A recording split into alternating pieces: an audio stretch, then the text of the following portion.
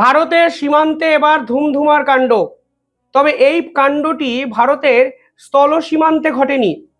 ভারতের জলসীমায় এবার এমন এক কর্মকাণ্ড ঘটলো যা গোটা বিশ্বকে চমকে দিল। ভারতের কোস্ট গার্ড এবং নেভি একত্রে জয়েন্ট অপারেশন করে তিনটে ইরানিয়ান ডার্ক ফ্লিট শিপকে কিন্তু হাতে নাতে আটক করেছে। এবং এই শিপগুলো কি উদ্দেশ্যে ভারতের দিকে আসছিল সেটাও কিন্তু আজকে ভারতের পক্ষ থেকে অফিসিয়ালি ফাঁস করা হয়েছে। ইরান এই পুরো বিষয়টা নিয়ে স্তম্ভিত, কারণ ইরানের উপর এই মুহূর্তে মার্কিং প্রেশার চূড়ান্ত লেভেলে চলে গেছে এবং ইরান পরিষ্কারভাবে ভারতের এই আচরণকে নিয়েও একাধিক তির্যক মন্তব্য করেছে। এবং এমন একটা সময় পুরো বিষয়টি হচ্ছে বা হইল, তখন কিন্তু ভারত এবং আমেরিকার বাণিজ্য চুক্তি শেষ পর্যায়ে সইয়ের মুখে দাঁড়িয়ে আছে। অর্থাৎ ইরান পরিষ্কারভাবে বলার চেষ্টা করছে যে যেহেতু আমেরিকার সঙ্গে ভারতের সম্পর্ক ভালো হয়ে গেছে, তাই কিছুটা প্রতিহিংসা পরায়ণ রাজনীতি করতে গিয়ে ভারত এই ধরনের পদক্ষেপ নিয়েছে। কিন্তু ভারত যে যুক্তি দিয়েছে তাও কিন্তু গোটা বিশ্বের কাছে চমকপ্রদ। অর্থাৎ জলসীমায় আন্তর্জাতিক স্তরের রাজনীতি চরম জায়গায় পৌঁছলো। গোটা বিশ্ব এখন নজর রাখছে ভারতের জলসীমার উপর। ভারতের কোস্ট গার্ডের পক্ষ থেকে বলা হয়েছে মুম্বাইয়ের কাছে ভারতের যে এক্সক্লুসিভ ইকোনমি জোন আছে সেখানে তিনটে জাহাজকে ভারত আটক করেছে। এবং তিনটে জাহাজকে যখন আটক করা হয় তখন জাহাজগুলো তেল ভর্তি জাহাজ ছিল।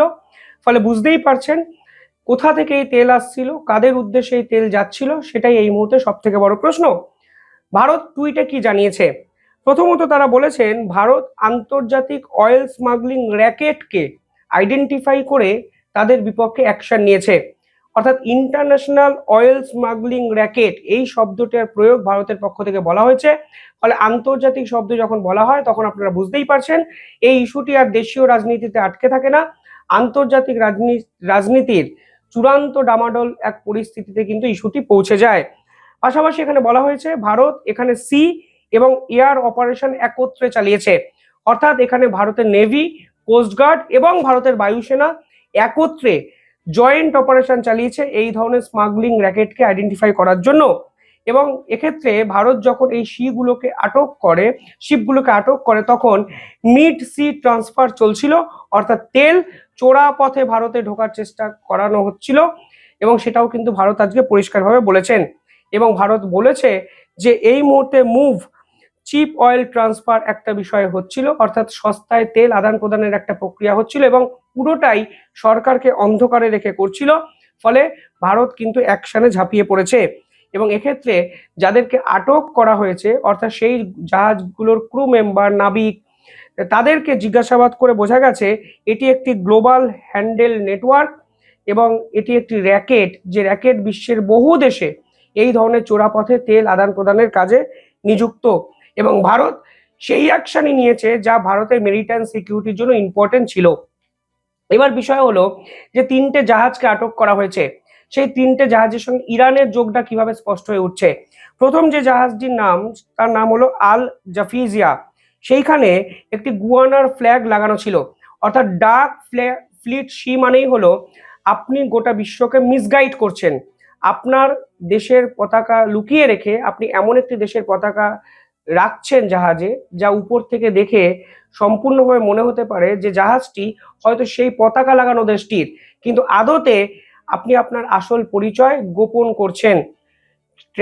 ট্র্যাকিং অফ করে দিচ্ছেন, আপনি কোথায় আছেন, কোন উদ্দেশ্যে যাচ্ছেন, আপনার ডেস্টিনেশন পয়েন্ট কি, আপনার শেষ আলটিমেট ডেস্টিনেশন কি, সমস্ত তথ্য কিন্তু আপনি লুকানোর চেষ্টা করেছেন। ফলে এটা কিন্তু আন্তর্জাতিক অপরাধের মধ্যে পড়ে। পাশাপাশি দ্বিতীয় যে জাহাজটির কথা উঠে এসছে তার নাম আসফাল্ট সি। ফলে এই জাহাজে কিন্তু মালির একটি ফ্ল্যাগ বা পতাকা লাগানো ছিল। এবং তৃতীয় যে জাহাজটির কথা উঠে এসছে তার নাম হলো স্টেলার রুবি। সেই স্টেলার রুবি কিন্তু ইরানের জাহাজ, তা কিন্তু প্রমাণিত হয়ে গেছে। এবার এই জাহাজগুলোর উপর যখন তদন্ত করতে শুরু করে ভারত, পরিষ্কার দেখা যায় এদের উপর আমেরিকার স্যাংশন লাগানো। অর্থাৎ এই জাহাজগুলো অবৈধ জাহাজ, এগুলি পুরনো দিনের জাহাজ। ফলে সম্পূর্ণ চোরা পথে তেল আদান প্রদানের জন্য এই জাহাজগুলো ব্যবহার করা হচ্ছিল এবং এখান থেকে যে তেল পাওয়া গেছে সবটাই হলো ইরানের তেল। ফলে ধরেই নেওয়া যায় ইরান এই ধরনের কর্মকাণ্ডে সরাসরি যুক্ত এবং শিপ টু শিপ ট্রান্সফার করে মিডিল ইস্ট র্যাকেট চেনকে ইরান বিল্ড আপ করতে চেয়েছে। এবার ভারতের অফিসিয়াল যে স্টেটমেন্ট, সেখানে কিন্তু কখনো বলেনি ভারত যে আমেরিকার স্যাংশন লাগানো বলে ভারত এগুলোকে অ্যাটাক করেছে বা আটকে রেখেছে। ভারত বলেছে যে এই জাহাজগুলো চোরা পথে তেল আদান প্রদান করছিল, ফলে ভারতকে তারা ট্যাক্স দিচ্ছিল না এবং ভারতের যে কোস্টাল স্টেট আছে তারা কিন্তু ট্যাক্স ডিপ্রাইভড হচ্ছিল, অর্থাৎ শুল্ক তারা পাচ্ছিল না, ফলে ভারতের অর্থনৈতিক ক্ষতি হচ্ছিল। ফলে আমেরিকার স্যাংশনের সাথে ভারতের এক্ষেত্রে কোনো সম্পর্ক নেই। ভারত যা করেছে আন্তর্জাতিক আইন মেনেই করেছে এবং ভারত পরিষ্কার বলেছে এর আগেও যে ভারত আমেরিকার স্যাংশনকে মান্যতা দেয় না, ভারত ইউএন অর্থাৎ ইউনাইটেড নেশনের স্যাংশনকে একমাত্র মান্যতা দেয়। ফলে ভারত আমেরিকার স্যাংশনের জন্য তেলবাহী জাহাজগুলো আটকে রেখেছে, এই যুক্তি সঠিক নয়। ভারত আটকেছে কারণ চোরা পথে এই ধরনের কর্মকাণ্ড ইরানের জাহাজগুলো চালাচ্ছিল, যা ভারতের অর্থনৈতিক ক্ষতির সম্ভাবনা তৈরি করেছে। ইরান বলেছে এটা একটা হোস্টাইল অ্যাটাক, এ ধরনের কর্মকাণ্ড ভারত করতে পারে না, আমেরিকা স্যাংশন লাগিয়েছে বলে ভারত এ ধরনের কর্মকাণ্ড করেছে। আন্তর্জাতিক স্তর বলছে যে যেহেতু আমেরিকার সঙ্গে সম্পর্ক ভালো হয়ে গেছে তাই ভারত এই ধরনের কর্মকাণ্ডে নিজেকে ইনভলভ করেছে। কিন্তু আজকের দিনে দাঁড়িয়ে পরিষ্কার হয়ে যাচ্ছে যে ভারত শুধুমাত্র ভারতের কথা ভেবেই এই ধরনের অ্যাগ্রেসিভ বোল্ড স্টেপ নিয়েছে, কারণ এই পুরো বিষয়টি যদি চোরা পথে নির্ধারিত হয় তাহলে ভারতের কোটি কোটি টাকার ক্ষতি, যে ক্ষতি ভারত কিন্তু এই মুহূর্তে এফোর্ড করতে পারবে না এবং কেনই বা করবে। আপনি ডাক ফ্লিট সি ভারতের উপকূলে পাঠিয়ে ভারতে চোরা পথে ট্রলারের মাধ্যমে তেল ঢোকাচ্ছেন এবং ভারতকে মেনে নিতে হবে, এত দৈন্য দশা বোধহয় ভারতের নেই। পাশাপাশি ইরানকে নিয়ে আন্তর্জাতিক স্তরের রাজনীতিও কিন্তু উত্তেজনাপূর্ণ হয়ে উঠছে।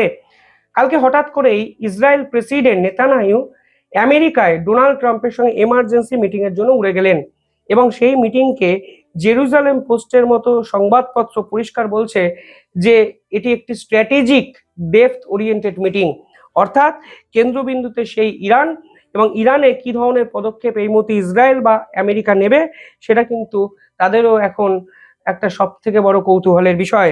এখানে পরিষ্কারভাবে বলা হচ্ছে ইসরায়েলের পক্ষ থেকে যে আমরা অত্যন্ত গুরুত্বপূর্ণ কিছু মিটিং এর জন্য গেছি এবং স্ট্র্যাটেজিক শেপিং সেশন এটা সাকসেসফুলি হয়েছে এবং এরপরই আমরা দেখলাম আমেরিকার পক্ষ থেকে একাধিক রণতরী ইরানের সীমান্তে ফের ডিপ্লয়মেন্ট করার কাজ শুরু হলো।